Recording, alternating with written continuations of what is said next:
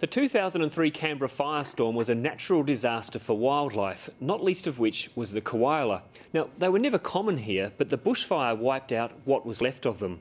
But now, scientists think they have a solution. Ask farmers to breed and trade in the little marsupials. It's an idea that the farmers like, but the conservationists are not so keen. Adrian Francis reports.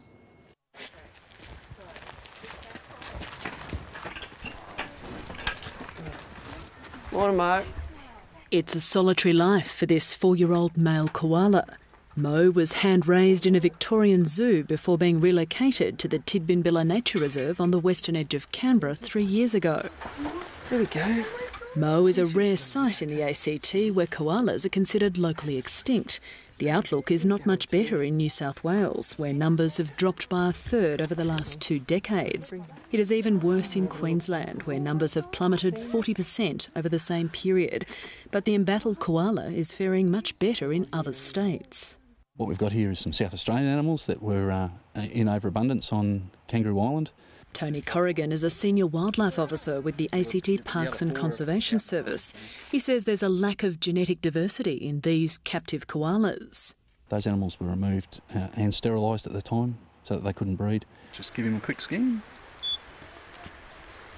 994 alpha. Koalas were hunted almost to extinction early last century. After protection in the 1930s, their numbers were slowly recovering until decimation in the 2003 Canberra bushfires. Tony Corrigan says the service hopes to resume koala breeding at Tidbinbilla in the future. The barrier is that we don't have any koalas and we need to look to others for a sustainable, genetically diverse, healthy founder group before we could consider breeding koalas here. It's obvious that in southern Africa, for example, where private landholders are much more involved in wildlife conservation, that the wildlife's really much more secure than it is in places where you have total protectionist legislation that keeps them out of the loop. George Wilson is a wildlife ecologist at the Australian National University. At present, only parks, zoos and wildlife sanctuaries carry out captive breeding programs. But Dr Wilson wants private landholders to be able to not only breed the cuddly species, but sell them too.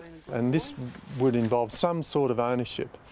Just as the zoos currently own koalas, in inverted commas, they're still, strictly speaking, in the ownership of the Crown or the state, and they can trade in them, then that same capacity should be extended to private landholders who want to have koalas on their lands. And he's got the backing of Wildlife Officer Tony Corrigan.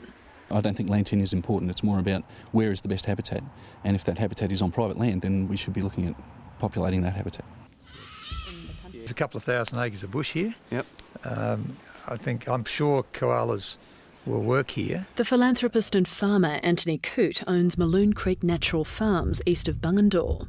And we can fence them in if we need to, if that's the appropriate thing. The main thing is that they be safe. Yep, That's absolutely. the main issue. Yep. This eucalypt forest within the farm was very likely koala habitat years ago. I'm sure they were here, but then they were wiped out by all of the foxes, cats, and all of the overgrazing and stuff that occurred a long, long time ago.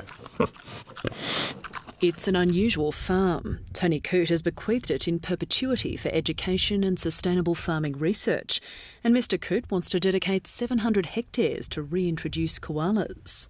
To be truly regenerative environmentally, it means you've got to have a healthy ecosystem. And that means bringing anything back that is going to help that. And koalas can do that.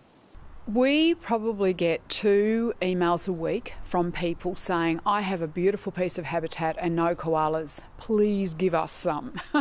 Deborah TABART is the Chief Executive Officer of the Australian Koala Foundation. You know, I used to keep a file of those and now I don't. Because honestly, there is no will in government to make that happen. She says greater incentives are needed to encourage conservation on private land, such as tax relief and rate cuts for farmers.